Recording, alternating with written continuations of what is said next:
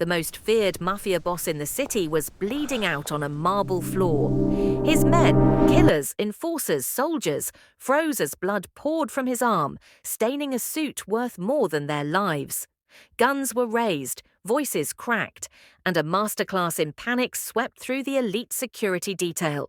No one knew what to do, until the maid stepped forward, still in her uniform, still invisible. Bonnie Bennett knelt in the crimson pool and pressed her hands into the wound with a clinical precision that had the entire room paralyzed. "Don't move," she said calmly. And just like that, the man who ruled through fear realized the quiet girl everyone ignored now controlled whether he lived or died. No one in that room knew who Bonnie Bennett really was. To them, she was just forgettable, someone who moved through back hallways and service elevators, never looking anyone in the eye. She had cleaned blood off these floors before, but never while the man who ruled the city was still breathing. What they didn't know was that Bonnie had been trained for moments exactly like this. Tonight, when the assassination attempt shattered the illusion of control, the most powerful man in the Mafia would survive for one reason only. He trusted the invisible girl. Bonnie Bennett knew the precise weight of invisibility. At 27, she had perfected the art of being a shadow in a world of blinding excess. A ghost moving through the gleaming marble veins of the city's most prestigious hotels. The management's instructions were always the same, a rhythmic mantra of erasure. Be invisible, be silent. I'd be nothing. She was to be just another face in a service uniform, a woman to be ignored by those who built empires on blood and expectations. The irony was a cold, familiar weight in her chest. These were the same rules for survival her mentors had drilled into her years ago in the field. To be seen was to be a target. To be heard was to be a threat. Before the chaos of the lobby, she had been assigned to back stairwell duty, a purgatory of concrete and industrial lighting far from the penthouse suites. It was a deliberate choice by the manager, a man who sweated through his silk shirts at the mere mention of Him Chan's name. "If they see you," he had started to say, before the fear swallowed the rest of the sentence. He didn't have to finish it. Bonnie understood. But she was an anomaly that the world of high-stakes power couldn't categorize. Too clinical for the service staff, too observant for the help. She was caught between worlds, belonging fully to neither, a woman who spoke the language of the elite but lived in the service corridors. Her hands, steady and calloused under her white gloves, never shook anymore. Not since the night the world burned. And she was forced to trade her childhood for a medic's kit and a silencer. While the other staff avoided her gaze, sensing a sharpness beneath her submissive mask, Bonnie watched. She always watched. She listened to the hum of the hotel, the click of earpieces, and the heavy footfalls of security men with tailored jackets hiding suppressed weapons. She knew the layout of every service elevator and the timing of every patrol. Not as a maid, but as a soldier behind enemy lines. In the silence of the stairwells, Bonnie was a hunter in a housemaid's skin. Every sheet she changed and every flower she arranged was a study in precision, a way to maintain the practiced deference that kept her alive. She knew that today, the hotel had been transformed into a fortress for Him Chan, a man who didn't stay at hotels so much as he consumed them. She was supposed to remain in the shadows, a non-entity on the periphery of a brewing war. But fate has a way of mocking even the best precautions. As she moved through the dim light of the service levels, she felt the familiar tightening in her gut, the prelude to violence she had learned to recognize long ago. The rule of silence was about to be shattered, and the invisible woman was ready to emerge. Now the transition from the quiet service corridors to the VIP penthouse was a descent into a storm. Bonnie moved through the upper halls with a tray of traditional tea, her head bowed in the practiced submission required of the invisible. Inside the suite, the air was thick with the weight of expectations and the sharp scent of expensive cologne. Him Chan sat at the head of a heavy oak table. his presence commanding the room like a dragon, surveying his hoard.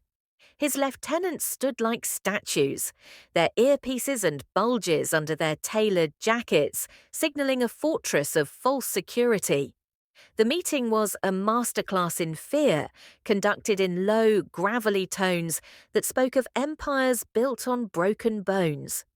Bonnie moved around the perimeter and refilling porcelain cups with the precision of someone who'd done this countless times before. She was a ghost from the past in their midst, witnessing the cold calculation of men who consumed cities. Him Chan's eyes, cold and calculating, occasionally drifted toward her, testing her unreadable mask. Then the silence shattered. A distinctive sound preceded the chaos. Not a roar, but the rhythmic, suppressed thud of high-caliber rounds. Bonnie's body reacted before the first shard of glass hit the carpet. The floor-to-ceiling window exploded inward, spraying diamond-like fragments across the mahogany table, where Him Chan's head had been a second earlier. A perfect bullet hole punched into the velvet wallpaper. The room erupted into chaos. The security guards lunged for weapons that weren't supposed to exist, their shouts a mix of desperate orders and panicked cries. Amidst the screaming and loss, Bonnie didn't flee. She dropped the heavy tray, the clatter of silver lost in the gunfire, and lunged toward the head of the table. She tackled Him Chan from his chair just as a second volley of lead splintered the wood where he had been crouching. She dragged the vulnerable giant behind the minimal protection of an overturned sideboard, her hands not shaking, even as the soundtrack of flames from her youth seemed to echo in the room. The dragon stared up at her with wide eyes, seeing not a maid, but a seasoned soldier issuing commands. "Stay down," she commanded in a voice that left no room for argument. The most feared man on the coast was suddenly a friar version of himself, his life held in the grip of the woman he had dismissed as nothing. The heavy sideboard shuddered as bullets chewed into the expensive wood, but Bonnie remained a pillar of unnatural calm in the eye of the storm. Him Chan's designer suit was quickly darkening, the deep crimson stain on his sleeve betraying the severity of the shrapnel wound from the shattered window. His security detail was in a state of fractured panic, trading ineffective fire with unseen snipers. But Bonnie's world had narrowed to the man bleeding beneath her. With movements that were fluid and precise, she reached into the hidden lining of her service apron, producing a compact emergency trauma kit she had carried every day for a decade. She didn't ask for permission, and she simply took his arm. The dragon of the city tried to recoil, his instincts screaming at the indignity of being touched by a servant. But Bonnie's grip was like iron. "Unless you want to lose the arm before the gunmen reach the door, you will stay still," she said, her voice a low, melodic command that cut through the thunder of the room. She worked with the chilling expertise of a field surgeon. Using a pair of trauma shears, she sliced through the silk of his sleeve, revealing a jagged laceration that was pumping blood with rhythmic, terrifying speed. Her hands, which never shook anymore, moved with a masterclass in precision, cleaning the site and applying a hemostatic dressing with a speed that defied the chaos around them. In the flickering light of the suite's dying chandeliers, Him Chan really saw her for the first time. He didn't see the invisible face or the service uniform he had ignored for months. He saw the watchfulness of her eyes and the deliberate control of every movement that spoke of a history written in blood and survival. He saw the cold fury she had carried for a decade, a look he usually only saw in the mirrors of his own high-ranking lieutenants. "Who are you?" he managed to grit out through the pain, his voice no longer the cultured, American-educated facade, but the raw rasp of a man realizing he had been harboring a predator. Bonnie didn't look up as she tightened the bandage, her focus remaining clinical and detached. "I'm the person who is going to get you out of this building alive, Mr. Him Chan," she replied, her tone leaving no room for argument. As she finished the rap, she met his gaze, letting him see the anomaly he couldn't categorize. For the first time, the power dynamic in the room hadn't just shifted, it had been dismantled.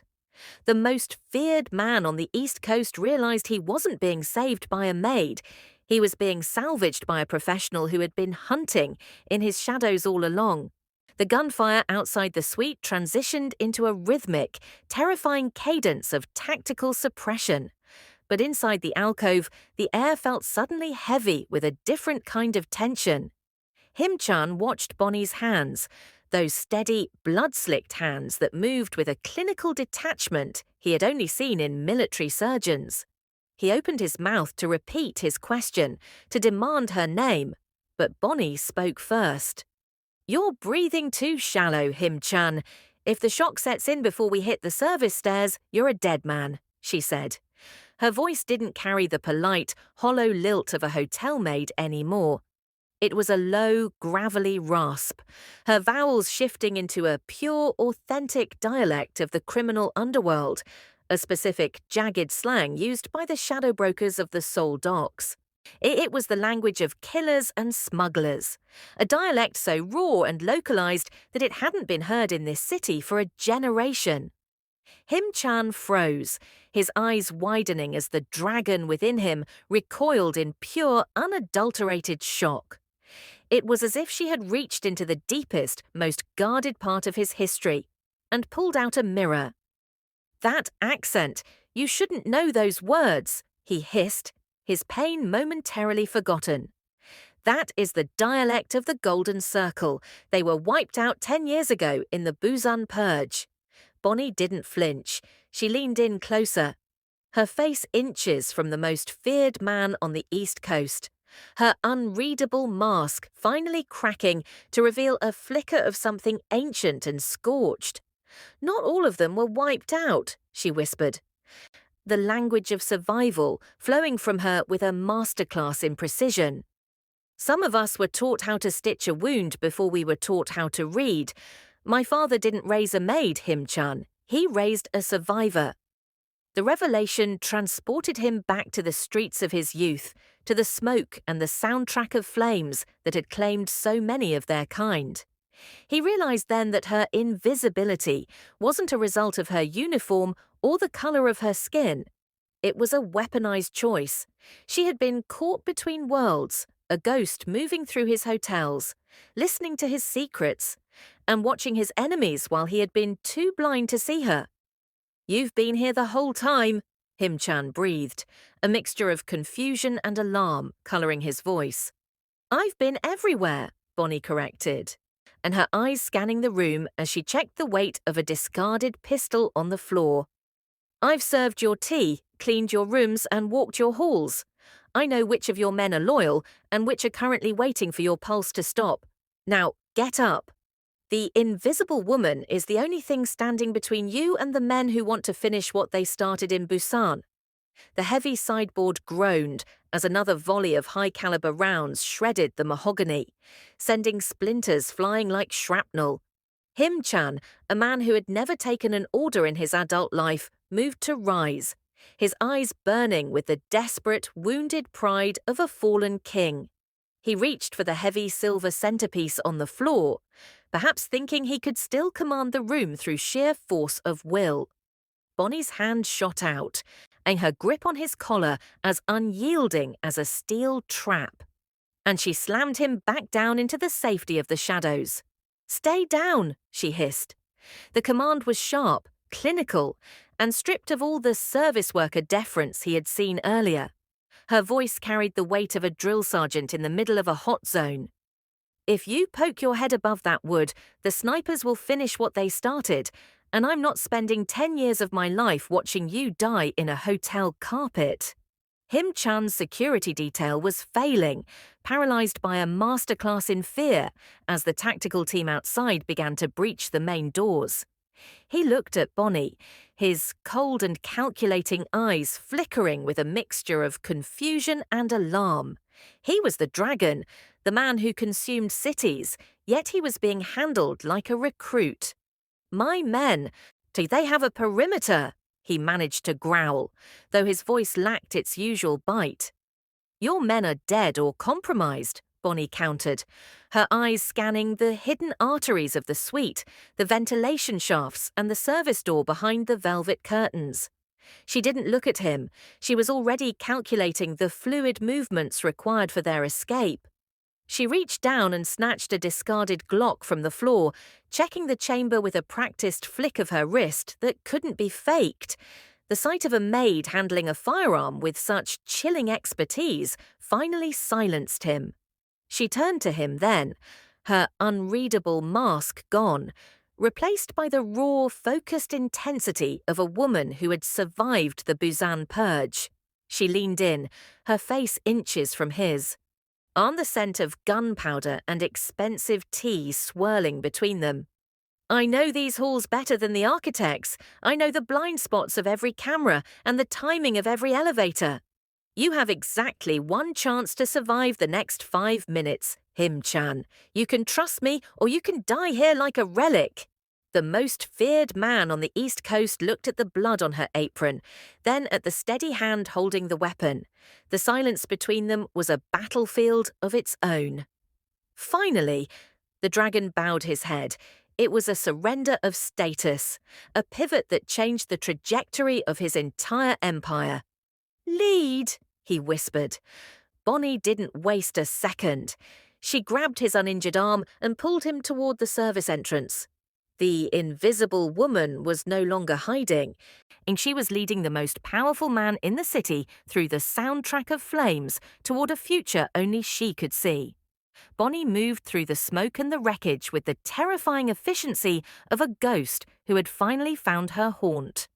She didn't head for the grand staircase or the gilded guest elevators where the soundtrack of flames and gunfire was thickest. Instead, she threw her weight against a nondescript panel behind a velvet curtain, a door that led into the hidden arteries of the hotel, a world of damp concrete and industrial pipes that she had mapped with her own sweat over months of labor. Him-chan stumbled behind her, his breath hitching as the adrenaline began to fade, replaced by the heavy, dull throb of his wound. He looked around the narrow, the dimly lit service corridor with a mixture of confusion and alarm. To him, this was a basement. To Bonnie, it was a tactical highway. "This way," she commanded, her voice a low, melodic rasp that left no room for hesitation. She moved with fluid movements, checking every corner and junction with a chilling expertise that suggested she was seeing the building through its own skeletal structure. They reached the service elevator, a battered metal cage that smelled of industrial floor wax and old grease. Bonnie didn't press the call button. Instead, she pried open the manual override hatch in the ceiling, her unreadable mask illuminated by the flickering fluorescent light. "Climb," she ordered, when Him-chan hesitated, looking at his blood-soaked sleeve. She met his gaze with eyes that were cold and calculating. "They expect us to use the stairs or the lobby. They don't expect us to be in the shaft. Move, or the next sound you hear will be the door being kicked in." The most feared man on the East Coast found himself scaling the greasy cables of his own empire, guided by a woman he had dismissed as nothing only an hour ago. As they ascended through the darkness, the sounds of the massacre above grew muffled, replaced by the rhythmic clanging of the elevator's counterweights. Bonnie navigated the back stairwells with a masterclass in precision, leading him through a labyrinth of laundry chutes and maintenance tunnels that bypassed the primary kill zones. She knew every blind spot in the camera coverage, every door that didn't quite latch, and every hallway where the carpet was thin enough to silence their footfalls. She was caught between worlds no longer. In these shadows, she was the sovereign. As they emerged into a sub-basement garage miles away from the main entrance, Bonnie finally paused, her ears straining for the sound of pursuit. She looked at Him-chan, who was staring at her as if she were a ghost from the past, made flesh. She had led the dragon through the belly of the beast using the very invisible positions the world had forced her into. And for the first time, the weight of expectations had shifted from her shoulders to his. The silence of the sub-basement was a heavy, suffocating blanket, broken only by the distant drip of a leaking pipe and the ragged edge of Him Chan's breathing. And they had reached the shadow of a concrete pillar near a blacked-out SUV when a familiar click echoed through the garage, the unmistakable sound of a safety being switched off.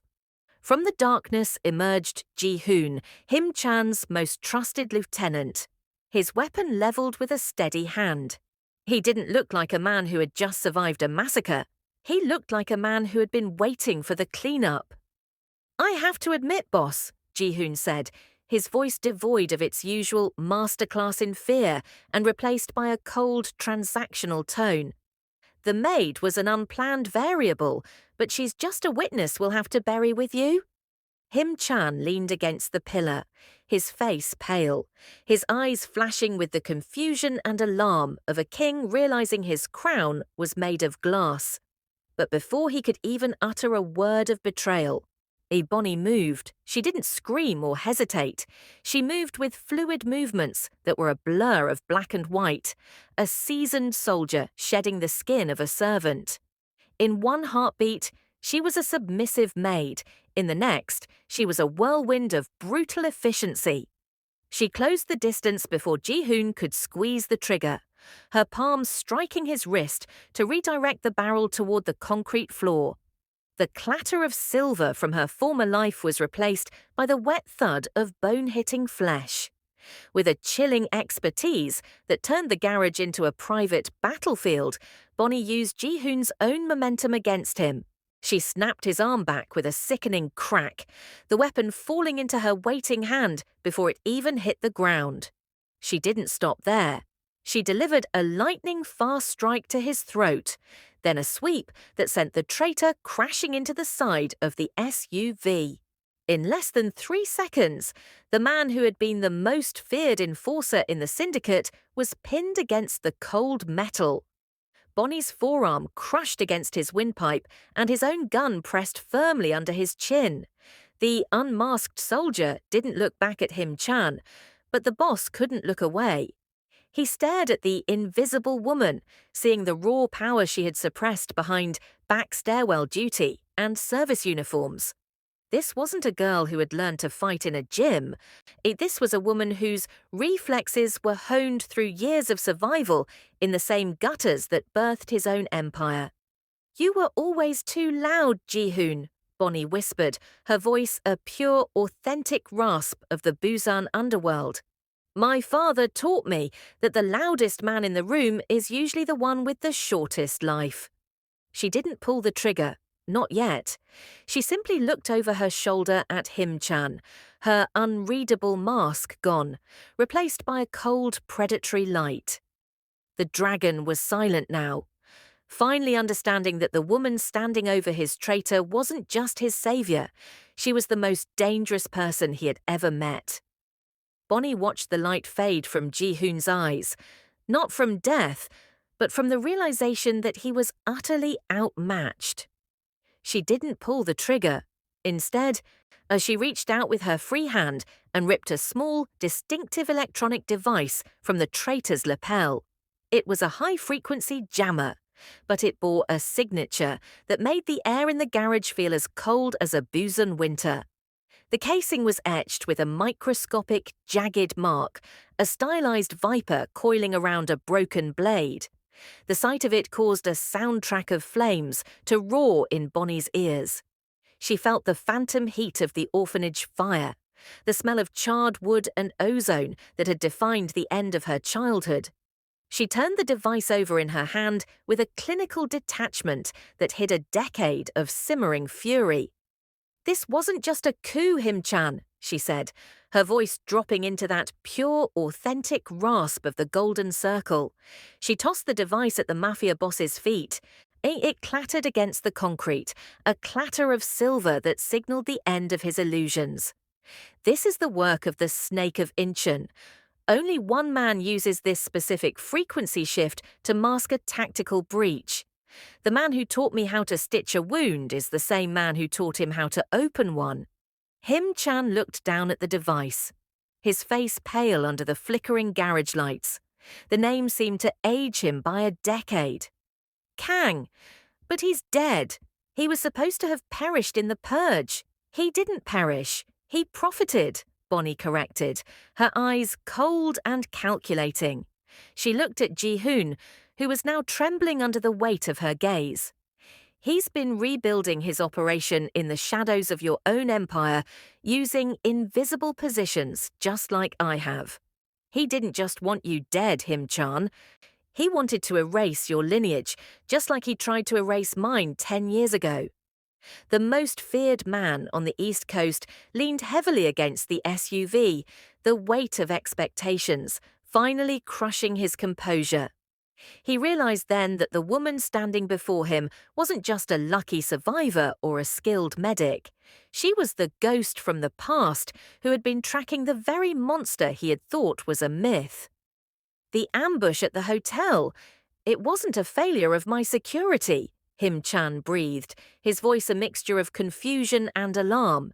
It was a signature, a message. It was an invitation, Bonnie said, her unreadable mask settling back into place as she tucked the captured weapon into her waistband. He's been waiting for you to get weak enough to strike, and he's been waiting for me to get tired of hiding. She looked toward the exit of the garage, where the city lights bled into the darkness. He burned my life to the ground once.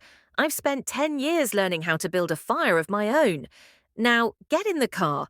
We're going somewhere he can't find you, but where I can finally find him.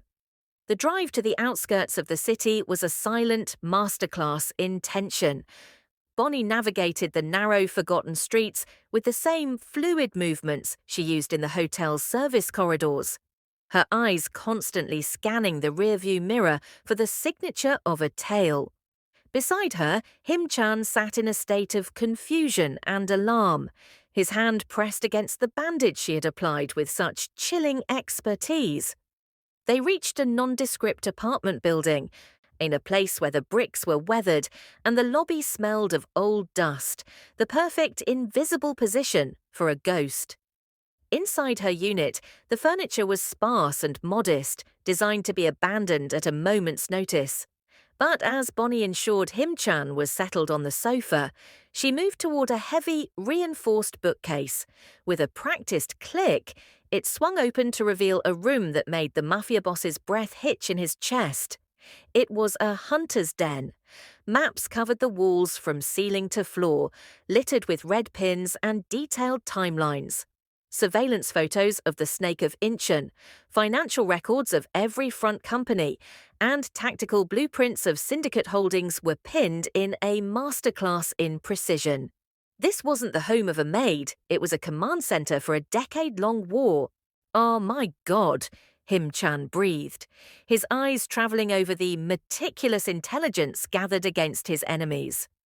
You've been conducting counterintelligence against the most dangerous men in the world while changing bedsheets. I've worked 14 different service jobs in 10 years, Bonnie corrected, her voice detached and clinical as she began to prep a fresh medical kit. Hotels, private clubs, cleaning crews, places where you can be nothing, places where people speak freely because they think the woman in the uniform is deaf. She pointed to a central photo of Kang, the man who had burned her life in Busan. He didn't just kill my foster father, Him-chan. He betrayed the Golden Circle to build his own throne on our ashes. I didn't survive that fire just to hide in a service corridor. And I survived to become the shadow he couldn't see. Him-chan looked at the unmasked soldier before him, finally understanding the weight of expectations she had been carrying alone. She wasn't a victim of his world. She was the architect of its reckoning. The Invisible Woman had spent 10 years hunting in the very rooms where he thought he was king. The Park family built their empire on blood, Bonnie said, her pure, authentic Busan dialect returning as she met his gaze with a cold, predatory light. but I'm going to finish what was started in the fire. I'm not just a ghost from your past, Him-chan. I'm the one who's going to help you burn the snake out of his hole." In the dim light of the den, the dragon finally realized he wasn't the most dangerous person in the room. The hunter had found her prey. And the war was only just beginning.